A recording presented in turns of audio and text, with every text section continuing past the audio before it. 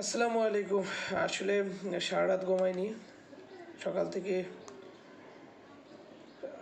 তথ্য সংগ্রহ এবং বিভিন্ন জায়গার খোঁজখবর নেওয়ার জন্য চেষ্টা করতেছি। আমি আশা করতেছিলাম যে আমাদের বর্তমান সরকারের বোধগম্য হবে। বর্তমান সরকার একটি সুষ্ঠু নীতি, গণতান্ত্রিক উপায় খুঁজে বের করবে এই চলমান সংঘাতকে, চলমান পরিস্থিতিকে সামাল দেওয়ার জন্য। কিন্তু আসলে একটা কথা আছে যে ঢেকি স্বর্গে গেলেও ধান ভাঙে, চোরে না শুনে ধর্মের কাহিনী। আমরা যতই ভালো পরামর্শ দিই না কেন, আমাদের এই পরামর্শগুলো তাদের কোনো কাজে আসতেছে না। তো একই সিস্টেমে সংঘাত, ঘাত প্রতিঘাত, আবার হত্যাযজ্ঞ। ইতিমধ্যে এই দেশের কয়েকটি স্থানে রণক্ষেত্রে পরিণত হয়েছে এবং সবচেয়ে মানে খুব আশ্চর্যের বিষয় যে আমরা শাহবাগের সাথে যেই পিজি মেডিকেল কলেজ বা বঙ্গবন্ধু মেডিকেল কলেজ হাসপাতাল আমরা যেটাকে চিনি, এখানে খুব সেন্সিটিভ রোগীদের চিকিৎসা হয় এবং রোগীগুলো স্বাভাবিকভাবে আইসিইউ বা মানে একটু সেন্সিটিভ পর্যায়ে থাকে বলা যায়। এখানে সকালবেলা পরিকল্পিতভাবে আগুন লাগানো হয়েছে এবং চেষ্টা করা হয়েছিল যে এই আগুনটা ট্যাগ করে মানে যে কোনো একটা, আসলে বর্তমানে তো একটি দল একটি গোষ্ঠীকে নিষিদ্ধ করে ট্যাগিংয়ের চর্চা চলতেছে, হয়তো আরও কিছু দল আছে, যদিও এটা অনেক দিন ধরে হয়ে আসছে। নিজেরা অন্যায় করে এই অন্য দলেরকে ট্যাগিং দিয়ে দেওয়া। আমার মনে হয় আপনারা বেশি বেশি ফিল্ম দেখেন, ঠিক না?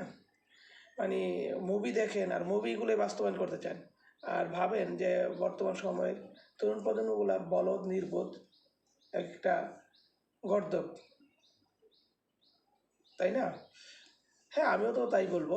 তরুণ প্রজন্মের ছেলেপেলে তো নির্বোধই হবে, কারণ তাদের বাপ দাদা আজকে যারা রাষ্ট্র পরিচালনা করতেছে তাদের বাপ চাচাই তো, ঠিক না? পূর্বপুরুষরা যদি নির্বোধ হয় তাহলে তা তরুণ প্রজন্মরা নির্বোধের বাচ্চাই হবে। কিন্তু গোবরে পদ্ম ফুল ফুটতে আমরা দেখেছি। আমি বলবো আমাদের বর্তমান তরুণ সমাজ গোবরে পদ্ম ফুল হলেও তারা আপনাদের থেকে অনেক অনেক অনেক ইন্টেলিজেন্ট অ্যান্ড বুদ্ধিমান। অ্যান্ড প্রত্যেকটা তরুণ আস্তে আস্তে দেশপ্রেমিক হয়ে উঠতেছে। দেশের জন্য তারা নিজেদের রক্ত উৎসর্গ করতে শিখে গেছে। এখন এই আন্দোলন কোনোভাবেই আর থামানো সম্ভব না। এই আন্দোলনকে থামানোর চেষ্টা যেই অ্যাঙ্গেলে আপনারা করতেছেন, সেই অ্যাঙ্গেলটাই হচ্ছে একটি মানে ভুল সিদ্ধান্ত, মানে রিফ্লেক্স, যেটাকে বলে রিফ্লেক্স অ্যাঙ্গেল। মানে আপনার অ্যাঙ্গেলটা আপনাকেই শ্যুট করতেছে বারবার। আপনি আয়নার দিকে তাকিয়ে গুলি করতেছেন, গুলিটা রিফ্লেক্স হচ্ছে আপনার উপরে। তো এই ধরনের আসলে এই চর্চাগুলো আর এই সমাধান হওয়ার আমি কোনো যৌক্তিকতা বা আমি কোনো উপায় দেখতেছি না। আরও দেখতেছি না যেটা হচ্ছে সহজ যে পরিকল্পনাগুলো বা সহজ যেই সিস্টেমগুলো আপনারা জানেন, তথ্য নিয়ে যে আপনাদের একটা মানে নেট নিয়ে যে একটা সিস্টেম, যখনই সংঘাত শুরু হবে, যখন একটা পর্যায়ে চলে আসবে, যখন আপনারা মানে জনতা এবং আন্দোলন যে কোনো সময় আন্দোলনকারীদের সাথে পারবেন না, ঠিক তখনই কী করবেন? তখনই আপনারা ওই নেট বন্ধ করে দিবেন, ফেসবুক বন্ধ করে দিবেন, যেটা ইতিমধ্যে ফেসবুক বন্ধ করে দিয়েছেন, যোগাযোগ মাধ্যমগুলো বন্ধ করে দিবেন এবং তারপর কিছুক্ষণ আপনাদের মতো করে মানে ওই যে চর দখলের মতো, মানে চর দখল আর চরের রাজনীতি। আমি যদি বলি, বাংলাদেশের বুকেও খাসিয়া উপজেলা আছে সিলেটে, সেখানে আমাদের বাংলাদেশি গভর্নমেন্টের কোনো রুলস চলে না, খাসিয়াদের নিজস্ব রুলস চলে। তো ওই রকমই আর কি একটা রুলস আপনারা নিজেরা বানিয়ে নিয়েছেন। এখন পুরো বাংলাদেশটাকে উপজাতির মতো করে আপনাদের রুলসে চলতে হবে, অন্যথায় কী করতে হবে? অন্যথায় দেশ থেকে ভেঙে যেতে হবে বা দেশ থেকে চলে যেতে হবে। আর যদি দেশ থেকে অর্ধেক ফ্যামিলি রেখে দেশ থেকে যায়, তাহলে ওই যে আপনাদেরকে বাঁচিয়ে রাখার জন্য এটাকে বলে যে আক্কেল সেলামি, আক্কেল সেলামি দিতে হবে, রেমিটেন্স পাঠাতে হবে। রেমিটেন্স পাঠালে সেই রেমিটেন্স দিয়ে আপনারা আমাদের পরিবারের উপরই অত্যাচার অনাচার করতে থাকবেন। তো এই অবস্থা থেকে জাতি মুক্ত হওয়ার সম্ভাবনা খুবই মন্থর, যদি না একটি গণতান্ত্রিক উপায়ে সরকারের পরিবর্তন না হয় এবং শুধু সরকার না, সরকার এবং সরকারের ঊর্ধ্বতন কর্মকর্তা সহ বিভিন্ন এক্সিকিউটিভ ডিপার্টমেন্টের যারা chief coordinator and then second third category coordinator বা অফিসার্স আছে, আসলে তাদের সহ একটি সমন্বিত একটি পরিবর্তন দরকার।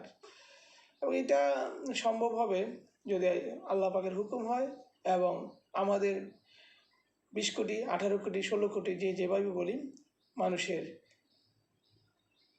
চাওয়া আল্লাহর দরবারে কবুল হয়। তো আসলে একটি গণতান্ত্রিক রাষ্ট্রে এভাবে চলতে পারে না, এভাবে আসলেই একটা রাষ্ট্র চলতে পারে না। এখানে চরম মানবাধিকার লঙ্ঘন হচ্ছে। আমি ব্যক্তিগতভাবে একজন মানবাধিকার কর্মীও বটে। তো মানবাধিকার কর্মী হিসেবে আমি আপনাদের প্রতিটি কাজের মানবাধিকার লঙ্ঘন আমি স্পষ্ট দেখতে পাচ্ছি এবং আমি এটা তীব্র নিন্দা জানাচ্ছি এবং প্রতিবাদ জানাচ্ছি।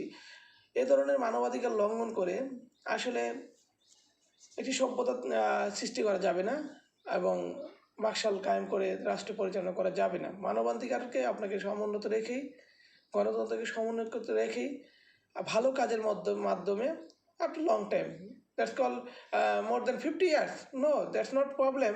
If you can establish 50 years more than, but to be honesty and transparency, we also accept very very hardly and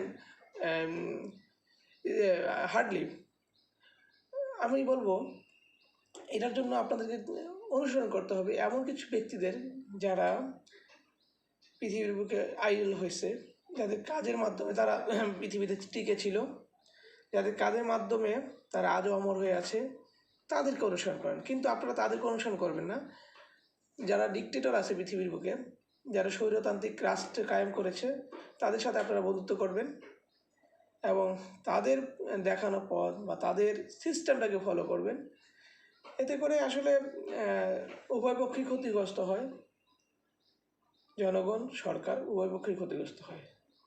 আসলে এটা হচ্ছে কি টেনিস বলের মতো, এই পাশ থেকে মারলাম ও পাশে গেল, কিন্তু বলটা কিন্তু স্থির হলো না।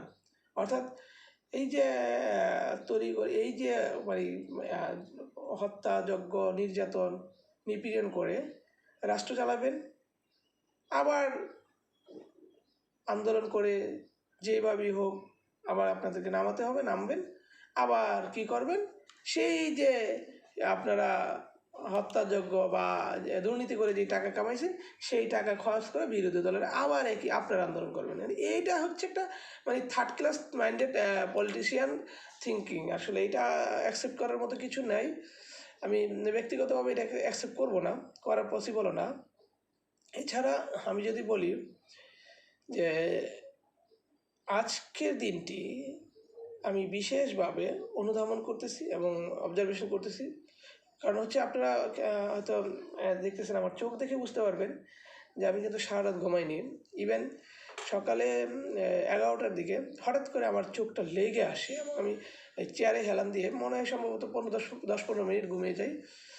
তারপর আবার হঠাৎ করে চোখটা যখন হয় আমি একটু দেখি যে খোঁজখবর নিতে যে কী অবস্থা হচ্ছে, তখন আমার আসলে আর ভালো লাগতেছিল না। তখন আমি চোখে মুখে পানি দিয়ে দেখতে পেলাম যে আমি কিছুক্ষণ আগে যেটা দেখলাম একটি সুন্দর পরিবেশ, আস্তে আস্তে সবাই আসতেছে, কিছুক্ষণের মধ্যেই বিভিন্ন জায়গায় রণক্ষেত্র তৈরি হয়ে গেল। এবং প্রাথমিকভাবে যেটা দেখলাম আপনাদের দলীয় লোকজন, নেতাদের হাতে বিভিন্ন আগ্নেয়াস্ত্র এবং তাদের মারমুখী অবস্থান। আসলে পরবর্তীতে যদিও জনরোষে ছাত্রদের, এটা তো আসলে একটা গণ অভ্যুত্থান হচ্ছে। আপনাদের কি এই ছোট্ট কমন সেন্সটা হয় নাই মানে ছোট্ট একদম সিম্পল বিষয় হয় যে গণ অভ্যুত্থান কাকে বলে।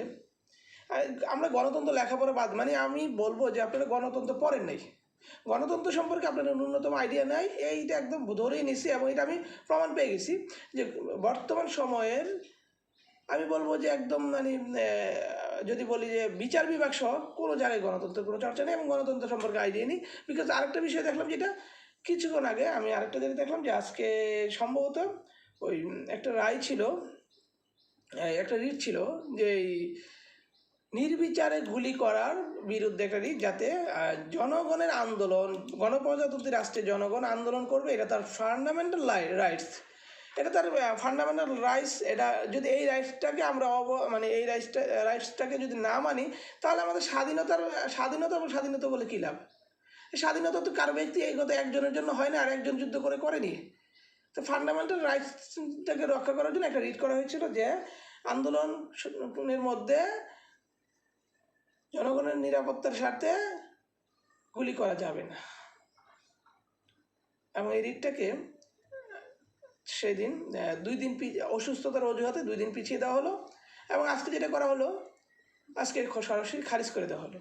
তো এখানে আসলে গণতন্ত্র চর্চা বলতে কিছুই নেই, অর্থাৎ গণতান্ত্রিক অধিকার একদম কবরে। এটা নিয়ে আলোচনা হবে না, কারণ হচ্ছে গণতন্ত্র পুনরুদ্ধার হবে যদি আবার বাংলাদেশ নতুন করে স্বাধীন হয়। এখন নতুন করে স্বাধীনের ডাক আমাদের বাচ্চারা, ছেলেরা, জনগণ, সাধারণ নাগরিক দিয়েছে। সর্বাত্মকভাবে বিভিন্ন দলের থেকেও তাদের সাথে একাগ্রতা প্রকাশ করছে। ইভেন আমি একদম ব্যক্তিগতভাবে রাজনীতিতে পা দেওয়ার লক্ষ্যে নতুন যে দল গঠন করেছি, আমি একা এখন পর্যন্ত দলের কোনো সাংগঠনিক কার্যক্রম শুরু করিনি।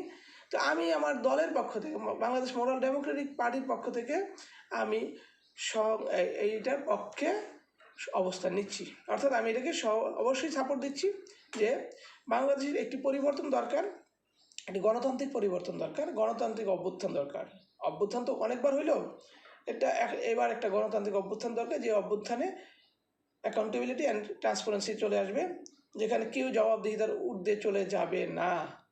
তো ইনশাল্লাহ এরকম একটি রাষ্ট্র কায়েম হলে আপনারা যারা বর্তমানে ক্ষমতায় আসছেন, আজকে কালকে পরশু 1 বছর 1 মাস 10 দিন, মানে যখনই আপনারা ক্ষমতা থেকে চলে যান না কেন, আপনাদের উপরে যে এরকম নৃশংসতা চলবে না, যেই দলই ক্ষমতা আসুক, সেটা কিন্তু আপনারা বলতে পারেন না। তো আপনাদের জন্য কিন্তু ভালো গণতান্ত্রিক চর্চাটা যখন এইটা হবে, তখন কিন্তু আপনাদের বাচ্চারা নিরাপদে থাকবে, আমাদের বাচ্চারা আমরা নিরাপদে থাকবো, আপনারা নিরাপদে থাকবেন। তো এই যে একটা সুন্দর, মানে এই যে একটা সুন্দর চিন্তা, যে চিন্তাটা একটা সমাজ পাল্টে দিতে পারে, সেই চিন্তার পক্ষে না থেকে বিপক্ষে থাকার মতো অবশ্যই অথর্ব আমরা না। তো পক্ষে আছি ইনশাল্লাহ, শুভাকাঙ্ক্ষী বলেন আর সব ধরনের মানসিক সাপোর্ট তাদেরকে দিব, ইনশাল্লাহ দিচ্ছি। এবং পাশাপাশি আমি বলতে চাই যে আমি এখনও চাই সরকার পরিবর্তন না হয়ে সরকার শুধরে গিয়ে একটি সুন্দর, মানে গণতান্ত্রিক উপায়ে রাষ্ট্র ব্যবস্থা কায়েম করুক। এটা হচ্ছে আজকের জন্য না, আগামী দিনের জন্য সবার জন্য ভালো হয়। এবং কূটনৈতিক বিষয়টাকে আরও স্বচ্ছতার মধ্যে নিয়ে আসুক। প্রতিবেশী রাষ্ট্রদের সাথে আমাদের সম্পর্ক, মানে এটা বন্ধুত্বের সম্পর্ক করতে হবে। বিজনেসটাকে বন্ধুত্বের আলাদা নিয়ে বিজনেস রিলেশন রেখে, বন্ধুত্বের সম্পর্কে রেখে, একে অপরের প্রতি সহানুভূতি, সৌহার্দ্যপূর্ণ আলোচনা, সহানুভূতি রেখে একটি কূটনৈতিক রাষ্ট্রপতি ব্যবস্থা কায়েম করতে হবে। এটা কিন্তু আসলে সময়ের দাবি। তো আসলে যেই ধরনের প্রবলেমগুলো ক্রিয়েট হয়েছে, এই প্রবলেম থেকে বের হওয়ার জন্য একটি গণতান্ত্রিক অভ্যুত্থান দরকার। আমি বলবো না যে সরকার পরিবর্তন দরকার, একটি গণতান্ত্রিক অভ্যুত্থান দরকার। এবং এই গণতান্ত্রিক অভ্যুত্থান হচ্ছে সমগ্র সিস্টেমটাকে পরিবর্তন করা। আমরা জানি যে আমরা যদি হাজার লক্ষ কোটি পাপও করি, আমরা যদি আনলিমিটেড পাপ করে ফেলি আর আল্লাহ পাকের কাছে খাস নিয়তে মাপ চাই, আল্লাহ পাক মাফ করে দিতে পারেন, আল্লাহ পাক নিজেই বলছেন। ঠিক তেমনই আমি সরকারের প্রধানমন্ত্রী আছি, আমি সচিব আছি, আমি এমপি আছি, মন্ত্রী আছি, আমি যদি ভুলগুলো শুধরে নিই, আমি যদি ক্ষমা চাই, জাতির কাছ থেকে ক্ষমা চেয়ে, এবং আমি ওয়াদাবদ্ধ হই, অঙ্গীকারবদ্ধ হই যে আগামীতে আমরা প্রকৃতভাবে একদম স্বচ্ছতার ভিত্তিতে, ট্রান্সপারেন্সির ভিত্তিতে প্রতিটি কাজের জবাবদিহিতা, অ্যাকাউন্টেবিলিটি আমরা রক্ষা করবো, প্রতিটি কাজের জবাবদিহিতা অক্ষুণ্ণ রাখবো, তো আমি সবার আগে আমি আপনাদের পাশে দাঁড়াবো ইনশাল্লাহ। তো এটা কি অসম্ভব কিছু কাজ? কিন্তু আপনারা কিন্তু এই দিকে যাচ্ছেন, আপনারা উল্টো দিকে, মানে হচ্ছে কি, মানে কীভাবে সংঘাত তৈরি করা যায়, কীভাবে, আসল কথা হচ্ছে দুর্নীতি। বিশেষ করে আমি দেখতেছি আমার প্রধানমন্ত্রী বলেন যে ওনার পিয়ন 400 কোটি টাকা বা 500 কোটি টাকা, 1000 কোটি টাকার মালিক হয়ে গেছে। তাহলে আসলে যে আমাদের মানে ঊর্ধ্বতন কর্মকর্তা যারা আছে, বা পলিটিক্যাল সেক্টরে যারা আছে, বা যারা বিভিন্ন লবিংয়ে চলতেছে, তাদের আসলে আনলিমিটেড দুর্নীতি করেছেন, আনলিমিটেড পাপ করছেন, যে এখন মাপ চাইতেও ভয় লাগে। আপনারা যে মানে আপনাদের মনে হয়তো বা এটুকু আসে না যে মাপ চাইলে মাপ হয়ে যেতে পারে। আর এটা থেকে কিন্তু আপনাদের এই অবক্ষয় হচ্ছে এবং পতনের দিকে ধাবিত হচ্ছেন। তো যাই হোক, ইনশাল্লাহ আমি এখনও শেষবারের মতো বলছি, প্লিজ এই সংঘাত এবং মানে এই কি বলে এটাকে, ঘাত প্রতিঘাতের রাজনীতি, সংঘাতের রাজনীতি থেকে বের হয়ে আসুন, গণতান্ত্রিক ধারা রচনা করুন, গণতান্ত্রিক উপায়ে রাষ্ট্র পরিচালনা করার চেষ্টা করুন। রাষ্ট্রের এই চরম যেই মানে সংকট, সেই সংকট থেকে নিরসন করার চেষ্টা করুন। আর যদি সম্ভব না হয় তাহলে পদত্যাগ করুন, পদত্যাগ করে সুন্দরভাবে স্বচ্ছতার ভিত্তিতে একটি জাতীয় ঐক্যের মাধ্যমে আবার পুনরায় নির্বাচন হোক। পরবর্তীতে যেই আসুক, আপনারা আসেন, যেই আসুক, ক্ষমতা আসুক, একটা সুন্দর ট্রান্সপারেন্স মানে কান্ট্রি হোক, একটি বিপ্লবী গণতান্ত্রিক অধ্যায় হোক, সেটার সাথে আপনারা পাশে থাকুন।